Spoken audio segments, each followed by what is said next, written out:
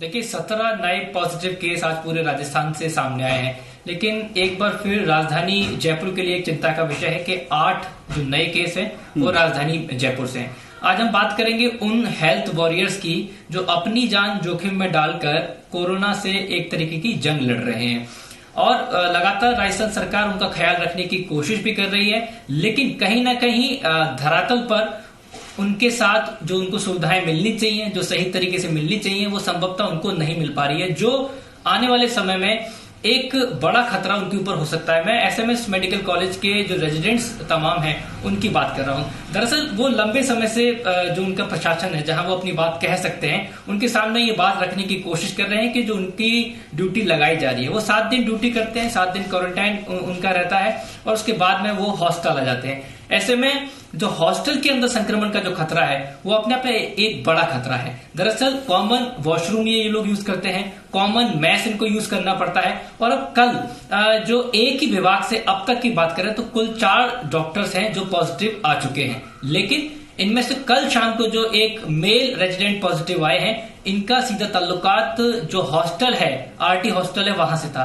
ये भी बताया जा रहा है कि इनके संपर्क में अन्य जो रेजिडेंट्स हैं वो लगातार बने हुए थे और अब तक तकरीबन 15 के आसपास रेजिडेंट्स डर के चलते अपना सैंपल्स दे चुके हैं। उनको होम आइसोलेशन की बात तो कह दी गई है, लेकिन वो होम आइसोलेशन सही तरीके से हो कैसे, क्योंकि हॉस्टल के अंदर आपको कॉमन जो बाथरूम है वो इस्तेमाल करना पड़ेगा, खाने पीने की जो चीजें हैं, मैस जो है वो आपको इस्तेमाल करना पड़ेगा और ये बहुत सारी ऐसी बातें हैं कि जो क्वारंटाइन सही तरीके से इनका होना चाहिए वो इनको व्यापक नहीं हो पा रहा है। मैं एसएमएस मेडिकल कॉलेज की बात करूं कि ये पूरे भारत में सबसे ज्यादा जो रेजिडेंट्स की अगर हम बात करते हैं तो सबसे ज्यादा रेजिडेंट्स एसएमएस मेडिकल कॉलेज के पास है।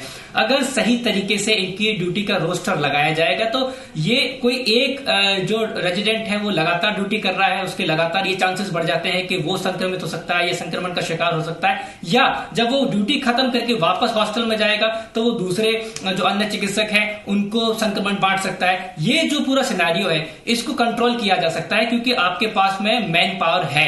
एसएमएस मेडिकल कॉलेज पूरे देश के अंदर सबसे ज्यादा रेजिडेंट्स रखता है। ऐसे में वहां का जो स्थानीय प्रशासन है, जो मेडिकल कॉलेज प्रशासन है, उनको ड्यूटीज इस तरीके से लगानी होगी कि एक ही रेजिडेंट की बार बार ड्यूटी ना लगे। साथ में ही यहाँ पे पुलिस महकमे से भी ज्यादातर ये खबरें सामने निकल के आ रही हैं कि दूसरे जिलों के या दूसरे विभाग के, दूसरी एजेंसीज के जो पुलिसकर्मी है उनकी ड्यूटीज प्रभावित क्षेत्रों में जहां जहां पे लगाई है वो भी लगातार अपनी ड्यूटी कर रहे हैं और कुछ कुछ जगह से ऐसी भी शिकायतें आती हैं कि उनको कहीं ना कहीं फीवर जैसी शिकायत आ रही है, उनको कुछ शारीरिक समस्याएं हो रही हैं। तो ऐसे में क्योंकि ये हमारे हेल्थ वॉरियर्स हैं और कोरोना संक्रमण काल के अंदर ये मजबूती से उसका सामना कर रहे हैं, तो इनका ख्याल रखना बहुत ज्यादा जरूरी हो जाता है। इनकी मूलभूत आवश्यकता क्या है उनका ध्यान रखना बहुत ज्यादा जरूरी हो जाता है। आज का बहरहाल जो आंकड़ा है वो 17 पॉजिटिव केस है, 8 जयपुर से है। लगातार जोधपुर में जो आंकड़ा है वो बढ़ रहा है, नागौर की बात करें वहां पे जो आंकड़ा है वो बढ़ता हुआ नजर आ रहा है। हालांकि रैपिड जो किट से जो लगातार टेस्ट किए जा रहे हैं उससे बड़ी संख्या में लोगों को क्वारंटाइन किया जा रहा है। राहत की बात एक ये भी कही जा सकती है कि उससे जो टेस्ट लिए जा रहे हैं उसमें बहुत कम जो प्रतिशत है वो पॉजिटिव जो लोग हैं उनका सामने निकल के आ रहा है। अगर हम पूरी सिचुएशंस को अभी फिलहाल समझने की कोशिश करें, यहाँ पर आशुतोष जो आंकड़े हैं इसे लेकर जो लगातार डॉक्टर्स हैं या फिर प्रशासन है वो क्या कह रहा है? जो हम आंकड़ों की बढ़ोतरी जरूर देख रहे हैं, लेकिन एक डबलिंग रेट की बात की जा रही थी, उसे उसका कर्व आखिर क्या कह रहा है इस वक्त?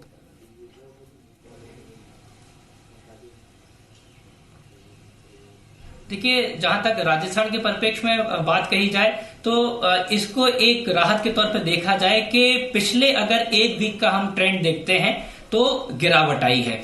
जो अचानक से दुगने हो जाते हैं पॉजिटिव केस, उनमें एक बड़ी गिरावट आई है। इसको राहत बिल्कुल कहा जा सकता है, लेकिन अब हमें समझना ये भी होगा कि हमारे जो वॉरियर्स हैं वो चपेट में आ रहे हैं और अगर ये चैन अपने आप में एक बड़ी चैन बन गई तो ये एक तरीके से, जैसे हम सुबह बात कर रहे थे, ये बैकबोन्स हैं किसी भी हॉस्पिटल के अंदर अगर आपके हेल्थ वॉरियर्स, आपकी जो नर्स है, जेके लॉन से जो एक नर्स है वो पॉजिटिव आ चुकी है, इसके अलावा एसएमएस से जो अन्य मेडिकल स्टाफ है, जो 2 नर्स है वो पॉजिटिव आ चुकी है, रामगंज के अंदर जो फील्ड में काम करने वाली एएनएम है या नर्स है वो पॉजिटिव आ चुकी है।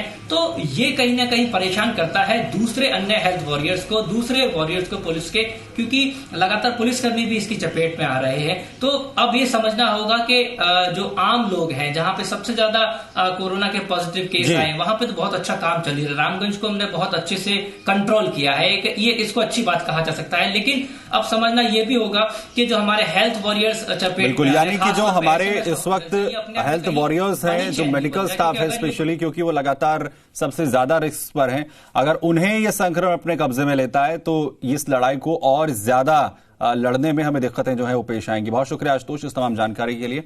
फिलहाल आपका शुक्रिया। उधर अजमेर में कोरोना का कहर थमने का नाम नहीं ले रहा है। रोज नए मरीज सामने आ रहे हैं। सुबह एक बार फिर से बिहार का एक युवक कोरोना पॉजिटिव निकला है। इस नए मरीज के सामने आने के बाद अब अजमेर में कोरोना पॉजिटिव मरीजों का आंकड़ा 24 तक जा पहुंचा है। तो वहीं जिला प्रशासन द्वारा बड़ी संख्या में खानाबदोश कोरोना पॉजिटिव पाए जाने के बाद अब इनकी धरपकड़ तेज कर दी गई है और इसी के साथ अजमेर में आज से मॉडिफाई लॉकडाउन भी लागू कर दिया गया है। इसके तहत अब सरकारी कार्यालयों को खोले जाने का निर्णय लिया गया है और आमजन को भी कुछ रियायतें दी गई हैं। अजमेर में आज एक बार फिर दिन की शुरुआत बुरी खबर के साथ हो रही है, जहां पर कि एक और कोरोना पॉजिटिव मरीज पाया गया है। यह नया मरीज बिहार का रहने वाला है और दरगाह के इलाकों में ये युवक कपड़े बेचकर अपना जीवन यापन करता था। पिछले दिनों इसको वहां से शेल्टर होम शिफ्ट किया गया था और जांच में अब यह युवक कोरोना पॉजिटिव पाया गया है। अजमेर की अगर हम बात करते हैं तो अब अजमेर का आंकड़ा बढ़कर के 24 पहुंच चुका है। इसी के साथ अजमेर में लगातार मिल रहे कोरोना पॉजिटिव खानाबदोशों को देखते हुए इनकी तलाश का अभियान शुरू कर दिया गया है। अजमेर प्रशासन द्वारा कल 165 खानाबदोशों की धरपकड़ की गई और इनको शेल्टर होम पहुंचाया गया। इसी के साथ अगर अजमेर जिले के आंकड़ों पर नजर डालते हैं तो अजमेर जिले में अभी तक 12,88,000 लोगों की स्क्रीनिंग करवाई गई है। 26,000 लोगों को होम आइसोलेट किया गया है और संक्रमित मरीजों का आंकड़ा बढ़कर 24 पहुंच चुका है। ब्यावर के रूपनगर में एक तबलीगी जमाती के कोरोना पॉजिटिव पाए जाने के बाद अब आसपास की 6 ग्राम पंचायतों को सील कर दिया गया है, जबकि रूपनगर से जुड़े 28 गांवों में कर्फ्यू लगाया गया है। इसी के साथ आज क्योंकि अजमेर में भी मॉडिफाई लॉकडाउन जारी हो चुका है और मॉडिफाई लॉकडाउन के तहत ये निर्णय लिया गया है कि सरकारी कार्यालय खोले जाएंगे, लेकिन इन सरकारी कार्यालयों में आमजन की उपस्थिति मौजूदगी दर्ज नहीं होगी। आमजन को पहले की तरह लॉकडाउन का पालन करना होगा। साथ ही साथ कुछ अलग अलग क्षेत्र ऐसे भी हैं जहां पर स्थानीय प्रशासन की ओर से मॉडिफाई लॉकडाउन के तहत कुछ रियायतें दी गई हैं। इनमें कृषि से संबंधित कुछ क्षेत्र हैं, फूड सप्लाई चेन से संबंधित कुछ क्षेत्र ऐसे हैं जिनको की अब कुछ बड़ी रियायतें मिल पाएंगी। कैमरामैन विवेक शर्मा के साथ मनवीर सिंह, जी मीडिया अजमेर। वहीं हनुमानगढ़ से कोरोना संक्रमण को लेकर राहत की खबर है। 2 कोरोना संक्रमितों की रिपोर्ट नेगेटिव आई है। बीकानेर में इन दोनों का इलाज चल रहा था और आज दोनों को अस्पताल से डिस्चार्ज किया जाएगा। अब जिले में एकमात्र कोरोना पॉजिटिव बचा है। तो राहत की खबर यहां पर, जिस तरीके से हनुमानगढ़ से ये कोरोना जो संक्रमित हैं 2, इनकी रिपोर्ट नेगेटिव आई है। बीकानेर में इनका इलाज किया जा रहा था, अस्पताल में भर्ती थे और आज इन्हें डिस्चार्ज यहां से कर दिया जाएगा। और इसके बाद अब हनुमानगढ़ में सिर्फ एक ही कोरोना पॉजिटिव जो मरीज है वो बचेगा। तो भीलवाड़ा ने जहां एक तरफ जंग जीती है तो वहीं प्रदेश के कुछ और जिले भी काफी बेहतर करते हुए अब नजर आ रहे हैं।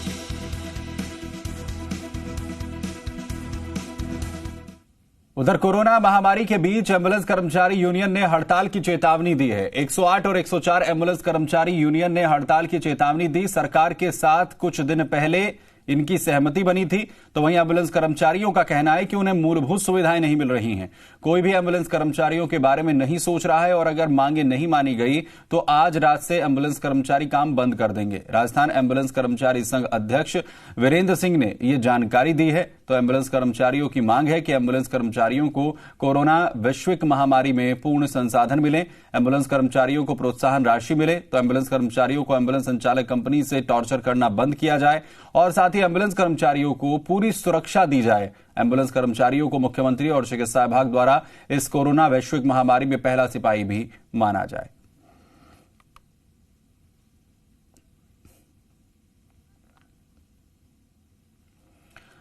उधर जोधपुर के वॉल सिटी एरिया में डोर टू डोर सप्लाई करने वाले डेयरी कर्मचारियों के साथ धोखाधड़ी हो रही है। डेयरी कर्मचारी जब ग्राहकों को दूध देते हैं तब पैसे उनसे सीधे नहीं लेते और पास में रखी ट्रे में रुपया रखने की बात कहते हैं। लेकिन कई ऐसे लोग हैं कि इस मौके पर नोटों की फोटो कॉपी कर उसमें डाल देते हैं। इससे कि कर्मचारियों को अपनी जेब से पैसा भरना पड़ रहा है। वो जोधपुर के वॉल सिटी के अंदर कोरोना के मरीज बहुत ज्यादा मिले हैं, तो वहीं इस कारण काम करने वाले कर्मचारियों में भी डर है और सेफ्टी के चलते हुए हाथों में ग्लव्स पहने होने के कारण से असली और नकली नोटों के बीच में फर्क महसूस नहीं कर सकते। जब कुछ घंटों के बाद सैनिटाइज कर नोटों गिनते हैं तब कुछ नोट फोटोकॉपी किए हुए मिलते हैं, जिसको लेकर डेयरी कर्मचारियों ने अधिकारियों से शिकायत की है। डेयरी कर्मचारियों से बातचीत की हमारे संवाददाता अरुण हर्ष ने। कोरोना महामारी को लेकर जहां राज्य सरकार और प्रशासन है जो जनता को डोर टू डोर सुविधाएं मुहैया कराने के लिए प्रयासरत है, लेकिन वहीं डोर टू डोर सेवाएं देने वाले लोगों को भी काफी परेशानियों का सामना करना पड़ रहा है। इन दिनों में नकली नोट की जो है फोटो को स्कैन कराकर जो डेयरी के कर्मचारी है उनको सौंप दिया जाता है और वो नोट जब दोबारा ग्लव्स उतार कर देखते हैं तो उसमें लगता है कि ये फोटोकॉपी है। डेयरी के कर्मचारी है उन लोगों से पूछते हैं किस तरह से आप लोगों को समस्या आ रही है और क्या समस्या है। हमारी समस्या ये है, जब हम हैंड ग्लव्स पहन रखे होते हैं तब नकली नोट की पहचान हम नहीं कर पाते। क्यों? हम तो ऑलरेडी उस नोट को सीधा हमारे दूध के कैरेट में डालते हैं। उस दूध कैरेट जो पैसा आ रहा है उसको अलग से साइड में रखते हैं ताकि कोई वायरस उसमें न हो।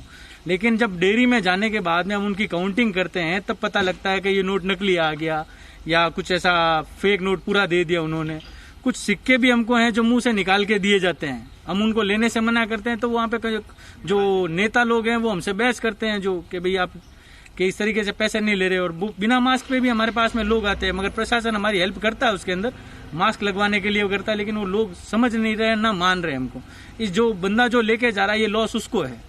जो पैसा जो फेक नोट आ रहे हैं जो बंदा लेके गया ये उसके लगने पैसे, उसमें डिपार्टमेंट के पैसे नहीं लगने। बेचारा बंदा एक तो इतनी मुश्किल भरी परिस्थिति में वहां पे सप्लाई देने जाता है, उसके बावजूद उसकी जेब से अगर पैसा लग रहा है तो वो सप्लाई कैसे करेगा? प्लस उसकी सेफ्टी क्या है?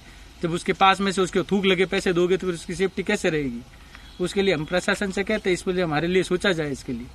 बिल्कुल बात की जाए, चाहे अज्ञानता की हो या चाहे कोई जानबूझकर जिस तरह की हरकतें कर रहे हैं, ऐसी परिस्थितियों में लोगों को भी समझदारी दिखानी चाहिए कि जो ये अपने घर तक सप्लाई देने आ रहे हैं वो भी एक अपनी जान जोखिम में डालकर कार्य कर रहे हैं और ऐसे में इनके साथ दुर्व्यवहार नहीं करना चाहिए और नकली करेंसी नहीं चलानी चाहिए। देश के साथ धोखा हो रहा है, नकली करेंसी चलाना राष्ट्रद्रोह का अपराध भी बनता है। अब देखना है प्रशासन इस मामले में क्या करता है, लेकिन कह सकते हैं कि महा कर्फ्यू के क्षेत्र में लोगों को काफी परेशानियों का सामना करना पड़ रहा है। वहां सरकारी कर्मचारियों को भी इस तरह की परेशानियां सामने आती रहती है। सहयोगी कैमरामैन शिव सिंह के साथ अरुण हर्ष, जी मीडिया। कर दिया था।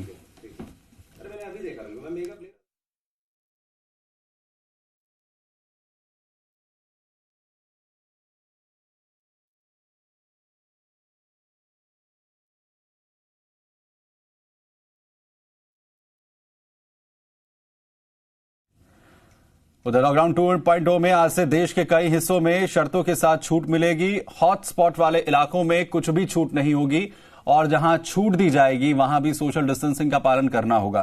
दिल्ली सरकार ने छूट नहीं देने की घोषणा की है तो वहीं कई राज्यों ने मॉडिफाई लॉकडाउन एक्टिव कर दिया है।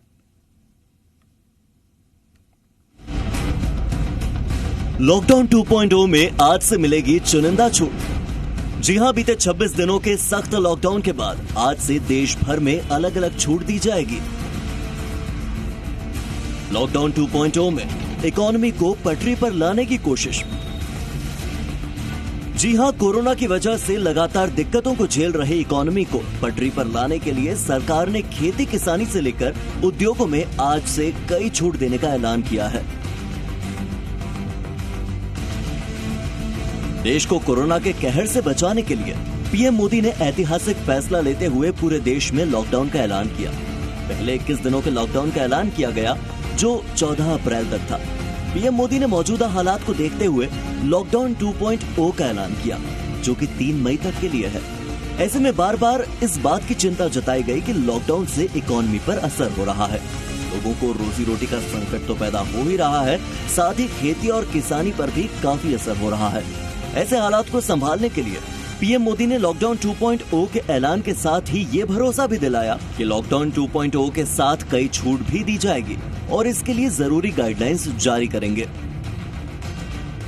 साथियों, 20 अप्रैल से चिन्हित क्षेत्रों में इस सीमित छूट का प्रावधान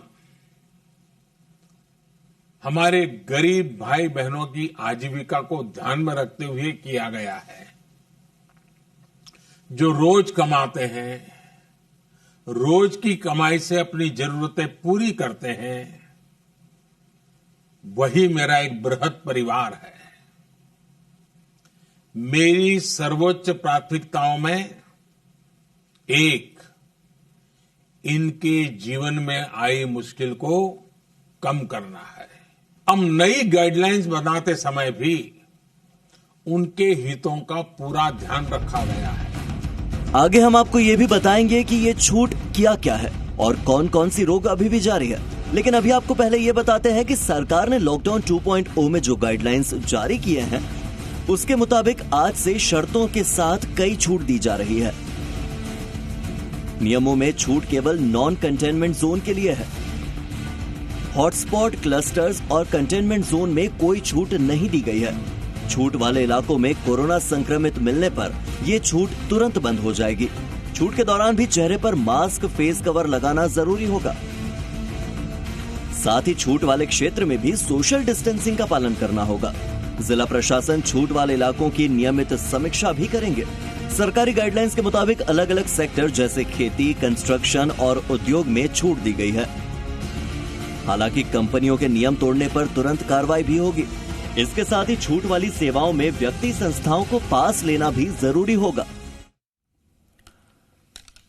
वही बड़ी खबर, मॉडिफाइड लॉकडाउन से जुड़ी हुई केंद्रीय गृह मंत्रालय की तरफ से आदेश जारी कर दिए गए हैं। गृह मंत्रालय की गाइडलाइंस यहां पर पूरी तरीके से फॉलो करनी होगी। इस मॉडिफाइड लॉकडाउन में राज्य सरकारें अपने प्रावधान लागू नहीं कर सकेंगी।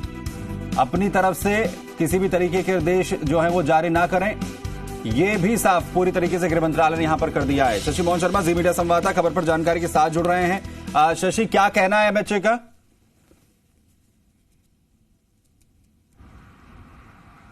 देखिए, केंद्रीय गृह सचिव हैं अजय भल्ला, उन्होंने राज्य सरकारों को एक पत्र लिखकर ये कहा है कि जो आपदा प्रबंधन अधिनियम है 2005 का, उसके तहत ये मॉडिफाइड लॉकडाउन की छूट दी गई थी और जो केंद्र ने छूट दी है उसमें राज्य कोई संशोधन नहीं कर सकता है। यह ठीक उसी तरह है जिस तरह से राज्य आपदा प्रबंधन प्राधिकरण के सीईओ के नाते मुख्य सचिव अगर कोई निर्देश देते हैं तो जिला कलेक्टर अपने अपने हिसाब से कोई संशोधन कर दें। ऐसा नहीं हो सकता राज्य के अंदर। इसीलिए जो संघ शासित प्रदेश है, संघ शासित राष्ट्र है भारत, उसमें भले ही फेडरल सिस्टम हो, लेकिन अजय भल्ला का यही कहना है। सुप्रीम कोर्ट के आदेश का हवाला दिया है, साथ ही जो आपदा प्रबंधन एक्ट है उसका हवाला दिया है और ये कहा है कि जो केंद्र ने छूट दी है उनके दायरे में ही रह करके मॉडिफाइड लॉकडाउन लागू किया जा सकता है। राज्य अपनी तरह से कुछ जो अलग अलग छूट दे रहे थे वो नहीं दे सकते हैं। एक खास बात यह है कि श्रमिकों को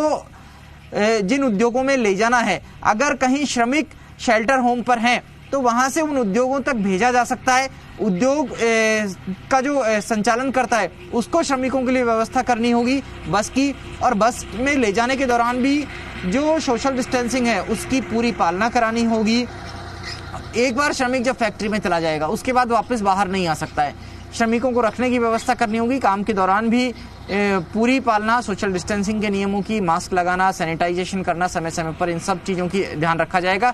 साथ ही केंद्र के जो दफ्तर हैं वो भी आज से खुलना शुरू हो गए हैं। राजस्थान में भी ऐसी स्थिति देखने को मिल सकती है। केंद्रीय कार्यालयों में कर्मचारियों का आना शुरू हुआ है, लेकिन डिप्टी सेक्रेटरी और उससे ऊपर के अधिकारियों को ही ज्यादा बुलाया गया है। राजस्थान सरकार ने पहले कहा था कि 1/3 कर्मचारियों को बुलाया जा सकेगा, लेकिन कल शाम को जब मुख्यमंत्री प्रेस से रूबरू हो रहे थे वीडियो कॉन्फ्रेंस के जरिए, तब उन्होंने कह दिया था कि जो 1/3 कर्मचारियों का आदेश है अभी से लागू नहीं होगा।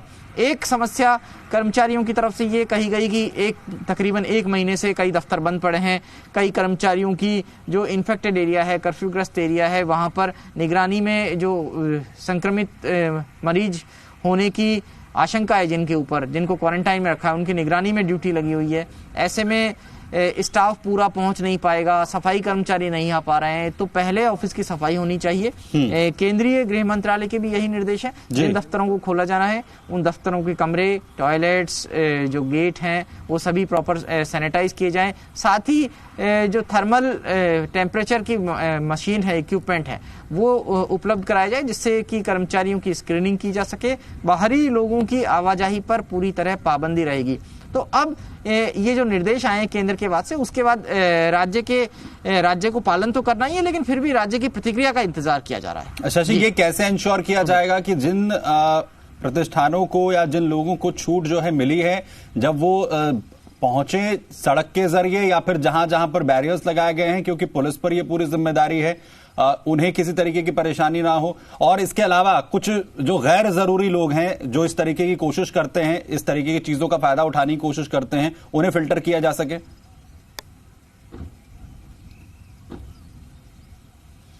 देखिए, पास की व्यवस्था की गई है। ई राजकॉप का जो एक ऐप है उसके ऊपर अप्लाई करके आप इलेक्ट्रॉनिक तरीके से पास ले सकते हैं। जिनके पास पहले से हार्ड कॉपी है पास की, वो हार्ड कॉपी मान्य होगी।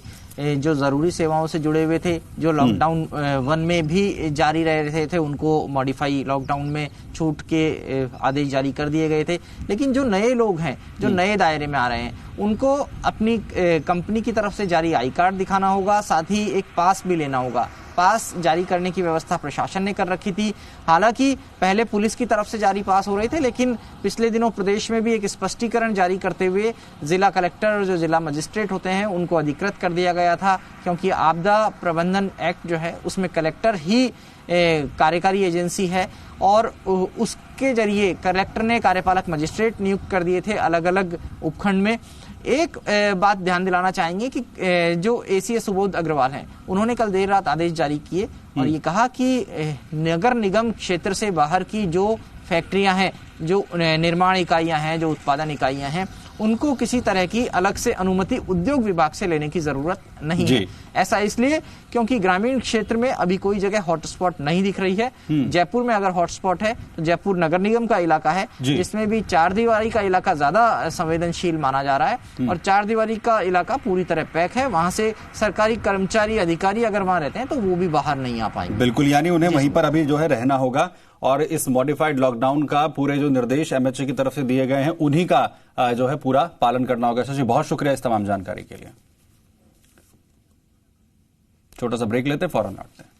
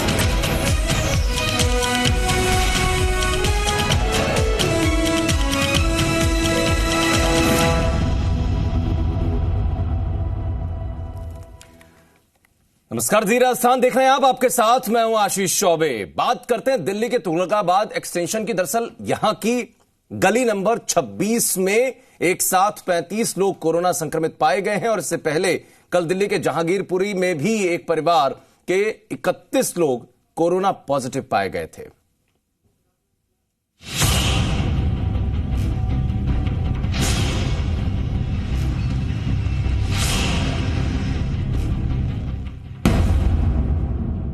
दिल्ली की कोरोना वाली हॉटस्पॉट गली।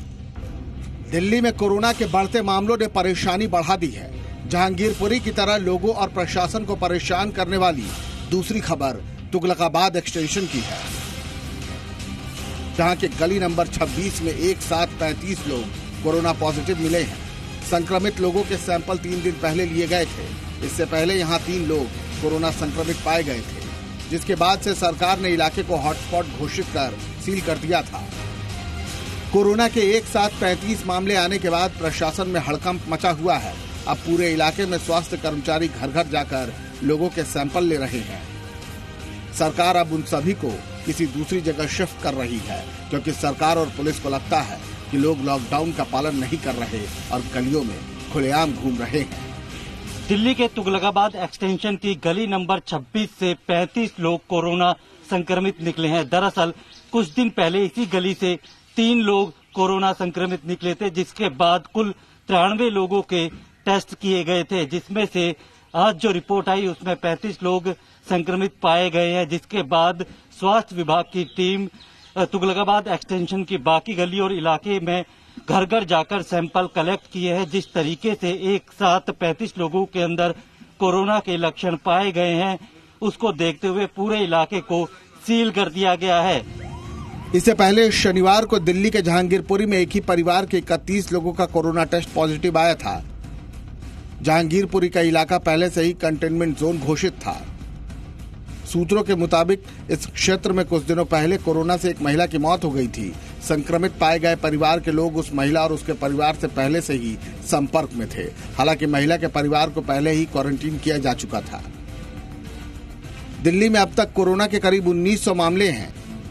इनमें तबलीगी जमात से जुड़े करीब 1080 लोग शामिल हैं। सीधे तौर पर कहें तो दिल्ली में कोरोना के कुल संक्रमण में जमात के लोगों की हिस्सेदारी 57% है।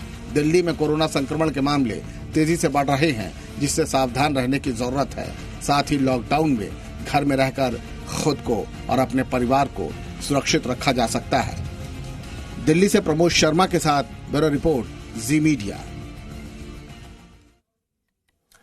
तो कोरोना के खिलाफ देश में जारी जंग के बीच एक बार फिर से सुर्खियों में आया है राजस्थान का भीलवाड़ा मॉडल, जो देश के लिए ही नहीं बल्कि अब विदेशों के लिए भी कोरोना पर जीत हासिल करने वाला एक रोल मॉडल डिस्ट्रिक्ट कहें या यूं कहें कि सिटी बन चुका है। और कनाडा जैसा देश भी अब भीलवाड़ा से सीख ले रहा है।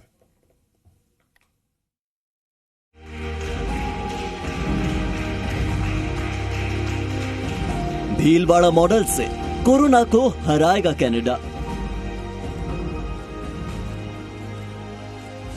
ये तस्वीरें उस शहर की है जिसने घातक कोरोना वायरस पर काबू कर दिखाया है।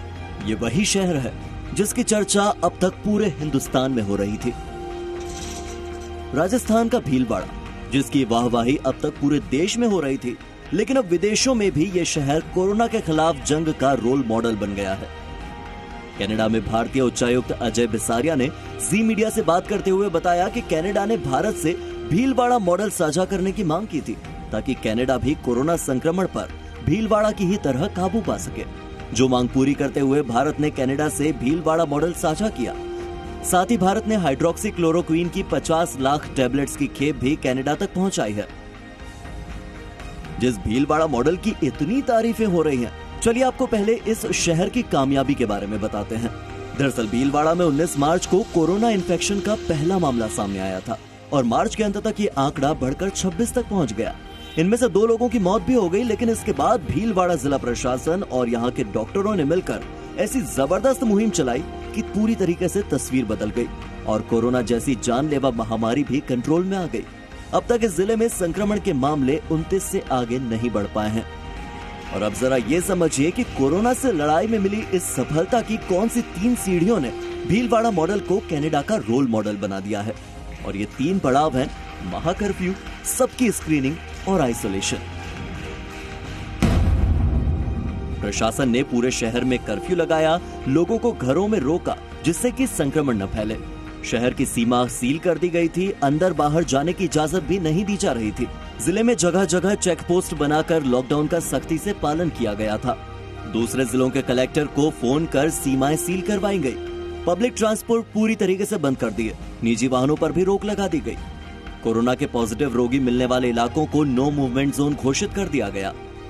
3203 टीमें बनाकर 25 लाख स्क्रीनिंग की गई, साथ ही संदिग्ध होम क्वारंटाइन भी किए गए। संक्रमित डॉक्टर के संपर्क में आए लोगों की लिस्ट बनाकर उनकी भी स्क्रीनिंग की गई। साथ ही साथ शहर के होटल्स को अधिग्रहित कर 8030 लोगों को क्वारंटीन किया गया। 10 कलेक्ट्रेट के विभागों को आपात स्थिति की अहम जिम्मेदारियां भी सौंपी गई। और इस सब के बाद लोगों के भारी समर्थन और प्रशासन की तेजी के चलते भीलवाड़ा में 17 मरीजों की रिपोर्ट कोरोना नेगेटिव आ चुकी है। वहीं 11 मरीज ठीक होकर अपने घर जा चुके हैं। और अब कनाडा भी इसी मॉडल से अपने देश में कोरोना को हराने की तैयारी में है। सिद्धांत सिब्बल, जी मीडिया, दिल्ली। इधर कोरोना वायरस का जन्म भी चीन की सनक की वजह से ही हुआ। एक खुलासे के मुताबिक चीन ने अमेरिका को अपनी ताकत दिखाने के लिए लैब में कोरोना बनाया और वुहान लैब से लीक होकर यह कोरोना पूरी दुनिया में फैल गया।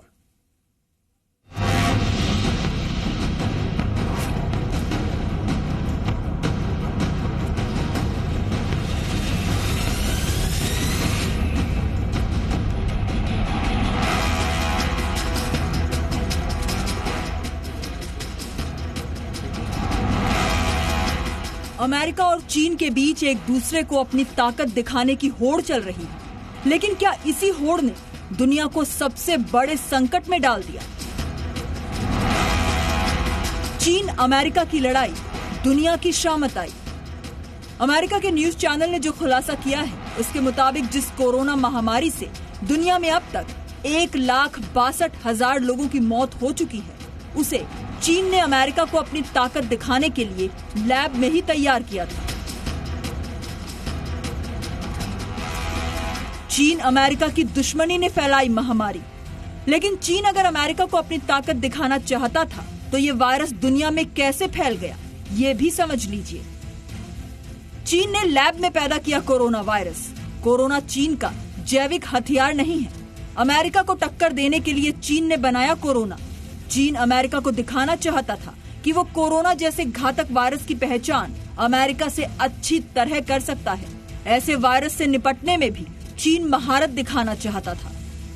अमेरिका की खुफिया एजेंसी और खुद राष्ट्रपति डोनाल्ड ट्रंप कोरोना को लेकर चीन पर सवाल खड़े कर चुके हैं। और अब तो डोनाल्ड ट्रंप ने साफ कह दिया है कि अगर कोरोना चीन ने जानबूझकर फैलाया है तो उसे इसके गंभीर परिणाम भुगतने होंगे। They were knowingly responsible, certainly. If it was a mistake is a mistake. But if they were knowingly responsible, yeah, then there should be consequences. चलिए अब हम आपको बताते हैं कि किस तरह वुहान से निकलकर ये वायरस पूरी दुनिया में फैल गया। लैब में कोरोना बनाना चीन का सबसे महंगा गुप्त कार्यक्रम। शुरुआत में वायरस चमगादड़ से इंसान में पहुंचा। पेशेंट 0 भी वुहान की रहस्यमय लैब में काम करता था। पेशेंट 0 जब वुहान की मार्केट में गया तब ये वायरस वहां भी फैल गया। अमेरिका के अलावा ब्रिटिश खुफिया एजेंसियां भी इस बात का अंदेशा जाहिर कर चुकी हैं कि कोरोना वायरस चीन ने वुहान लैब में ही बनाया। लेकिन इस बात का अंदाजा किसी को नहीं था कि अमेरिका और चीन की दुश्मनी और ड्रैगन की अपनी ताकत दिखाने की सनक ने दुनिया को कोरोना की महा मुसीबत में डाल दिया। ब्यूरो रिपोर्ट, जी मीडिया। तो अमेरिका में कोरोना ने हजारों लोगों की जान ले ली है। कुछ लोग इसके लिए राष्ट्रपति डोनाल्ड ट्रंप को भी जिम्मेदार बताते हैं, जबकि ट्रंप के विरोध में इन लोगों ने उनके होटल के बाहर नकली लाशों के बैग लाकर रख दिए। कोरोना का वार अमेरिका में हाहाकार।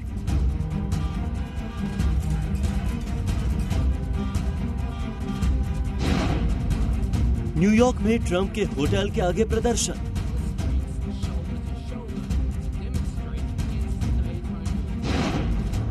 कोरोना काल में डॉक्टर का जीवन रक्षक संदेश। ये तस्वीरें उस अमेरिका की है जहां हर दिन कोरोना से मरने वालों का आंकड़ा बढ़ता ही जा रहा है और लाचार असहाय लोग राष्ट्रपति डोनाल्ड ट्रंप के फैसलों से इस हद तक नाराज हो चुके हैं कि उन्होंने ट्रंप के खिलाफ प्रदर्शन शुरू कर दिया है, जिस प्रदर्शन में सिर्फ नारेबाजी या हाथों में तख्तियां लिए लोग नहीं हैं, बल्कि नकली लाशों के बैग ट्रंप के इंटरनेशनल होटल के बाहर सड़कों पर बिछा दिए गए हैं। अमेरिका में कोरोना से 40,000 लोगों की जान जाने के बाद भी लोग लॉकडाउन खोलने की मांग कर रहे हैं। उन्हें कोरोना काल में भी ऑफिस जाने की इच्छा है और ब्यूटी पार्लर जाने की चिंता है। Unwillingly that we're taking unemployment. We want to go back to work. Time for our state to be opened up. We're tired of not being able to buy the things that we need, go to the hairdressers, get our hair done. It's time to open up. अमेरिकी लोग ही नहीं बल्कि अमेरिकी राष्ट्रपति Donald Trump भी बाजार बंद करने और लॉकडाउन के खिलाफ रहे हैं। ट्रंप ने कई ट्वीट करके राज्यों में चल रहे लॉकडाउन विरोधी प्रदर्शन को अपना समर्थन तक दे दिया है। Expressing their views, I see where they are and I see the way they're working. They seem to be very responsible people. ऐसे में कुछ लोगों ने कोरोना के आगे घुटने टेक चुके अमेरिका की हालत के लिए डोनाल्ड ट्रंप को जिम्मेदार ठहराया है। इन लोगों ने हर दिन होती हजारों मौत और हर दिन बढ़ रहे लाखों मरीजों की वजह ट्रंप की लापरवाही को बताया है। इन लोगों ने नकली डेड बॉडीज के बैग ट्रंप इंटरनेशनल होटल के सामने लाकर रख दिए हैं। आरोप प्रत्यारोप के बीच लॉकडाउन का मजाक उड़ा रहे लोगों को इसका महत्व समझाने के लिए न्यूयॉर्क के एक पाकिस्तानी डॉक्टर ने एक वीडियो जारी किया है। वीडियो में डॉक्टर स्काइप पर कराची में किसी शख्स से बात करते हुए सोशल डिस्टेंसिंग की जानकारी दे रहे हैं और साफ संदेश भी दे रहे हैं कि नमाज पढ़ने से ज्यादा जरूरी इस वक्त खुद को बचाना है। तो यार इसको प्लीज इतना लाइटली मत लो। ये कोई वक्त नहीं है कि आप नमाज पढ़ने जा रहे हो, आप अपने माँ बाप से मिलने जा रहे हो और आपके माँ बाप दूसरे अपने भाई से मिल रहे हैं। ऐसी नमाजों का मकसद क्या है कि जब आप जा रहे हो और आप लोगों को, और पता है आप शायद बच जाओगे, आपके वालिद साहब थोड़ी बचेंगे इस चीज से। वो वेंटिलेटर पर जाएंगे तो उसका रिस्पॉन्सिबल कौन? उनकी जान जाएगी, रिस्पॉन्सिबल कौन? फिर तो आप डॉक्टर को मारोगे ना कि हमारे डॉक्टर ने मार दिया। मारा तो आपने। तो ये कोई वक्त नहीं है, प्लीज इन चीजों से परहेज करो। जहां एक तरफ भारत में कोरोना को हराने का एकमात्र अस्त्र लॉकडाउन को माना जा रहा है, तो दूसरी तरफ अमेरिका में राष्ट्रपति से लेकर आम लोगों तक लॉकडाउन का मखौल उड़ाया जा रहा है। अगर अब भी अमेरिका ने न्यूयॉर्क के इस डॉक्टर की बात को गंभीरता से नहीं लिया तो आने वाला एक एक पल अमेरिका को बहुत महंगा पड़ेगा। ब्यूरो रिपोर्ट, जी मीडिया। इधर नागौर जिले में कोविड-19 के बढ़ते प्रभाव को देखते हुए नांद ग्राम पंचायत से सटी नागौर की सीमाओं में जो कि ग्रामीण इलाके आते हैं, उसे सीमाओं को ग्रामीणों ने बंद कर दिया है। ग्रामीणों की माने तो सुरक्षा कारणों से यह कदम उठाया गया है जिससे कि संक्रमण उनके क्षेत्र में न फैले और इस पर लगाम कसी जा सके। इस दौरान ग्रामीणों ने सभी क्षेत्रवासियों से महामारी के दौरान अपने अपने घरों में रहने की अपील की है। साथ ही बाहर से आने या फिर बाहर जाने वाले लोगों की सूचना तुरंत पंचायत को देने की बात भी कही है।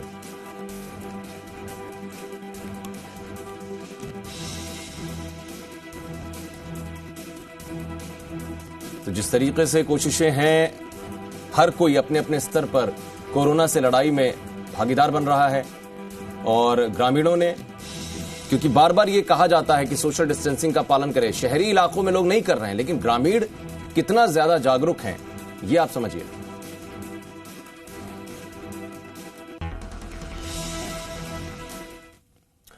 चलिए बढ़ते आगे। 12 के अटरू क्षेत्र की बात करते हैं जिसको क्वारंटीन सेंटर के तौर पर बनाया गया यहां पर, और यहां पर 56 लोगों को इस क्वारंटीन सेंटर में रखा गया है। अटरू चिकित्सा अधिकारी डॉक्टर जेपी यादव के मुताबिक महाराणा प्रताप आवासीय स्कूल और एकलव्य छात्रावास में इन सभी को रखा गया है। चिकित्सा विभाग की तरफ से सभी के लिए व्यवस्थाएं की गई हैं।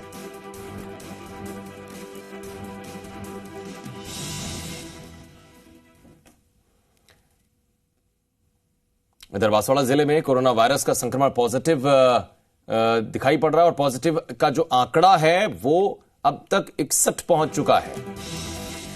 कुशलगढ़ कस्बे की बात करें, एक 45 साल की महिला की रिपोर्ट कोरोना पॉजिटिव आई है और अब कुशलगढ़ कस्बे में कोरोना वायरस से संक्रमित लोगों का जो आंकड़ा है वो 60 पहुंच गया है और ये सभी लोग एक ही समुदाय के कहे जाते हैं। पुलिस ने कस्बे को पूरी तरह से सील कर दिया है, कर्फ्यू लगा दिया है। इधर आने जाने वाले जो लोग हैं उन पर पाबंदी है। चिकित्सा विभाग कस्बे में अभी भी सैंपलिंग का काम लगातार कर रहा है।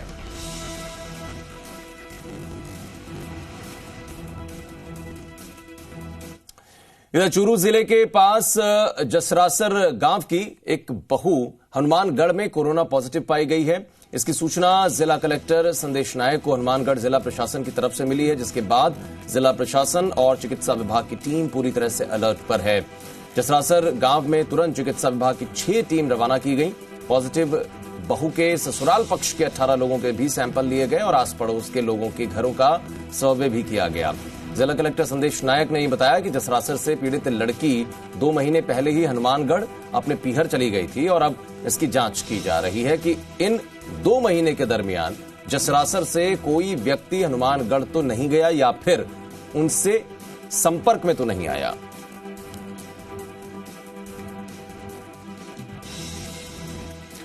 उधर जयपुर जिले के रेनवाल कस्बे समेत आसपास के क्षेत्र में सुबह सुबह मौसम का मिजाज बदल गया। गर्जनाओं के साथ बारिश का दौर भी चला। सुबह तेज आंधी के बाद आसमान में घनघोर घटाएं छा गईं।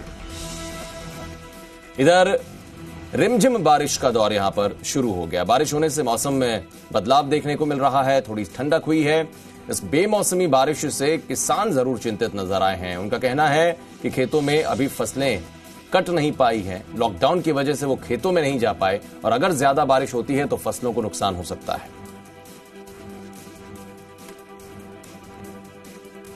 इधर सुबह से ही डीडवाना और आसपास के क्षेत्र में बरसात का दौर जारी है। सुबह 4 बजे तेज अंधड़ के बाद बरसात का दौर शुरू हो गया। बेमौसम बारिश ने किसानों के माथे पर चिंता की लकीरें खींचती हैं। फसल कटाई का वक्त निकल चुका है। किसानों की आधी से ज्यादा फसलें खेत में ही हैं। कई जगहों पर लॉकडाउन की वजह से कटाई नहीं हो पा रही है। किसान चिंतित हैं।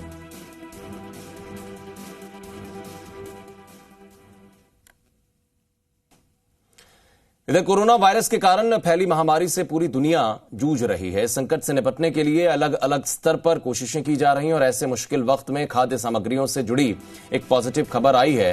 फूड कॉर्पोरेशन ऑफ इंडिया यानी एफसीआई के राजस्थान के जीएम संजीव भास्कर की तरफ से आश्वस्त किया गया है कि राजस्थान में गेहूं की कोई कमी नहीं है। मौजूदा स्टॉक से जरूरतमंदों को 6 महीने तक आपूर्ति की जा सकती है। अगर लॉकडाउन लंबा भी चला तो भी घबराने की जरूरत नहीं है। खाद्य सामग्रियों का पर्याप्त स्टॉक है जो सबकी जरूरत पूरी कर सकता है।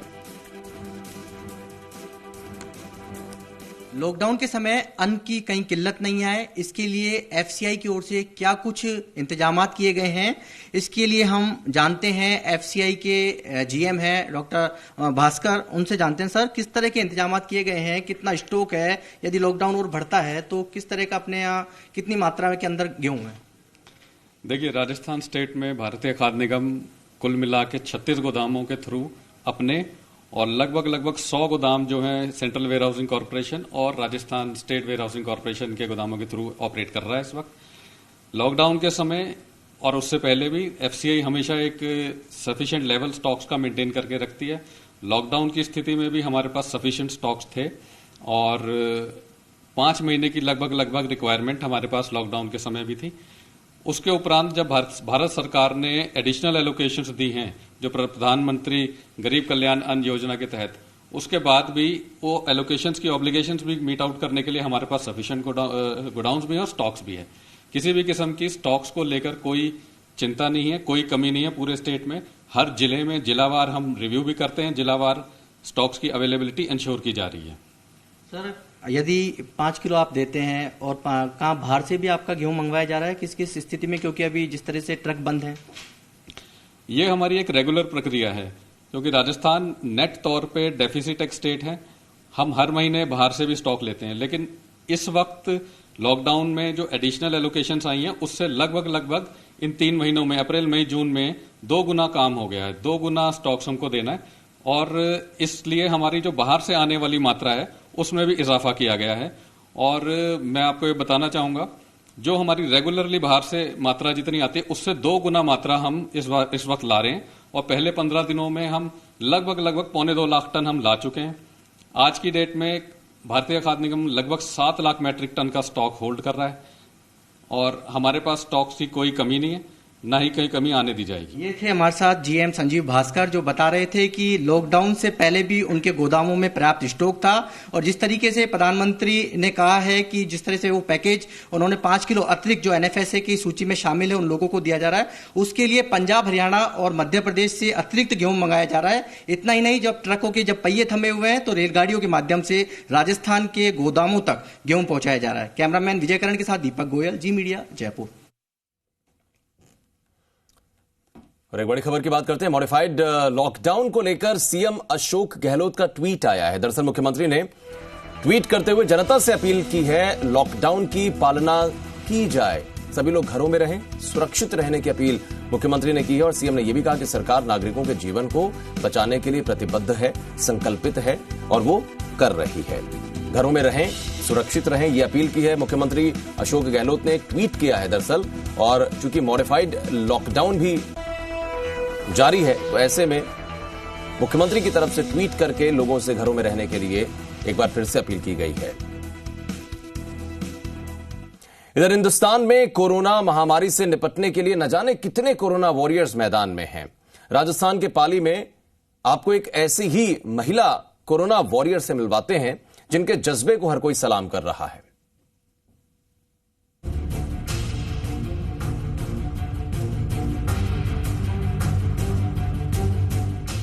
जानलेवा कोरोना के कहर से दुनिया कराह रही है, लेकिन कोरोना वॉरियर्स भी अपनी जीवटता से कोरोना को हराने में जुटे हैं।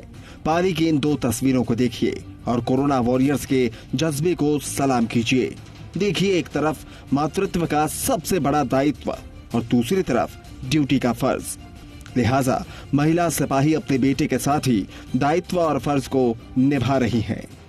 दूसरी तस्वीर एनएम राजेश्वरी की है, जो खुद गर्भवती हैं, लेकिन असहनीय दर्द पर फर्ज भारी पड़ रहा है। कोरोना वॉरियर्स महिला कांस्टेबल धोली चौधरी पाली के खिवाड़ा थाना में तैनात हैं। कोरोना को मात देने के लिए महिला सिपाही धोली 8 महीने के अपने बेटे जयदित्य के साथ कड़ी धूप में कोरोना से बचाव के लिए लोगों को जागरूक कर रही हैं। कोरोना के संक्रमण के खतरे के बीच फर्ज और दायित्व की दोहरी चुनौती से भी सिपाही धोली चौधरी डटकर मुकाबला कर रही हैं। एनएम राजेश्वरी कोरोना के संक्रमण के खतरे के बीच खुद और पेट में पल रहे मासूम की जान को जोखिम में डालकर महामारी में जनता की सेवा कर अनूठी मिसाल कायम कर रही हैं। पाली के एनएम राजेश्वरी 9 महीने की गर्भवती हैं। असहनीय दर्द और पीड़ा के बावजूद राजेश्वरी ने कोरोना महामारी में घर घर सर्वे कर 177 लोगों को होम आइसोलेशन किया है। पिछले 10 साल से मैं ही कोर्ट सोलंकियान में कार्यरत हूँ। फिलहाल मैं 9 महीनों की गर्भवती हूँ। प्लस कोरोना के चलते हुए मैंने लीव नहीं ली थी और हमने अभी तक 177 लोगों की स्कैनिंग की है। जो प्रवासी बाहर से आए हैं उनको घर में होम आइसोलेट किया है, बाहर नहीं निकलने की सलाह दी है उनको, जो कि अभी लगभग सबके 14 दिन कंप्लीट होने को आए हैं। अभी तक हमारे यहाँ ऐसी कोई प्रॉब्लम नहीं हुई है और आगे भी हम गवर्नमेंट के निर्देशानुसार सारे कार्य करते रहेंगे और हमारी स्कैनिंग जारी है। आज इस महामारी में हमारे ग्राम पंचायत कोट सोलंकियान में उप स्वास्थ्य केंद्र पर कार्यरत एएनएम राजेश्वरी चौधरी, जिनका बहुत सराहनीय कार्य है, काफी लंबे समय से यहाँ सेवाएं दे रही है। वर्तमान में भी इन्होंने 9 माह का प्रेग्नेंट होने के बावजूद भी घर घर सर्वे करना, लोगों को संतुष्टि से जवाब देना और इनका कार्यशैली बहुत अच्छी है। विनाशकारी महामारी से निपटने के लिए सबसे ज्यादा अगर किसी का मनोबल मजबूत है तो वो है कोरोना वॉरियर्स। पाली के कोरोना वॉरियर्स के त्याग, समर्पण और कर्तव्य पालन का जुनून अद्भुत है, जिसे हर कोई सलाम कर रहा है। सुभाष रोहित सवाल, जी मीडिया, पाली। और एक बड़ी खबर आ रही है, जोधपुर से बात कर लेते हैं। 4 साल का एक मासूम यहां पर बोरवेल में गिरा है और कहा जा रहा है कि जोइंत्रा गांव का यह मामला है। खेलते वक्त यह हादसा पेश आया। हादसे के बाद जमा हुई है लोगों की भीड़। खेड़ापा थाना इलाके का मामला बताया जा रहा है और यहां के जोइंत्रा गांव में यह हादसा पेश आया, जहां पर खेलते खेलते एक मासूम एक बोरवेल में जा गिरा है, जिसकी उम्र 4 साल बताई जा रही है।